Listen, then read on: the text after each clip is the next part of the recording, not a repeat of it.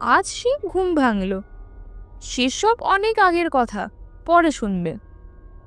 এখন আমাকে বাড়ি পৌঁছিয়ে দিয়ে এসো তো। আমাকে পেয়ে মা বাবা যে কত খুশি হবে। তোমার বাড়ি কোথায়? ওই তো, চন্দ্রকান্ত বিশ্বাস আমার বাবা। ও আচ্ছা, আমার সঙ্গে এসো। তবে তোমাকে উদ্ধার করেছি কিন্তু আমি। আমি সে কথা কখনো ভুলবো না। তারা নির্দিষ্ট বাড়িতে এসে পৌঁছালো। বাড়ির লোক ঝিলমিলকে দেখে শুধু অবাকই না, ভয় আতঙ্কে হয়ে উঠল। পাড়ার প্রতিবেশীরাও এসে জড়ো হলো। বিস্ময়ের ব্যাপার, তাদের চোখ ছানা পড়া। চন্দ্রকান্ত বিশ্বাস বললেন, তুমি তো মারা গিয়েছিলে 20 বছর আগে।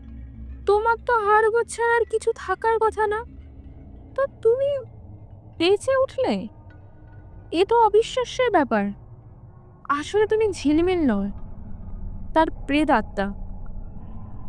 বড় ব্যথায় বুকখানা মোচড় দিয়ে উঠল ঝিলমিলে।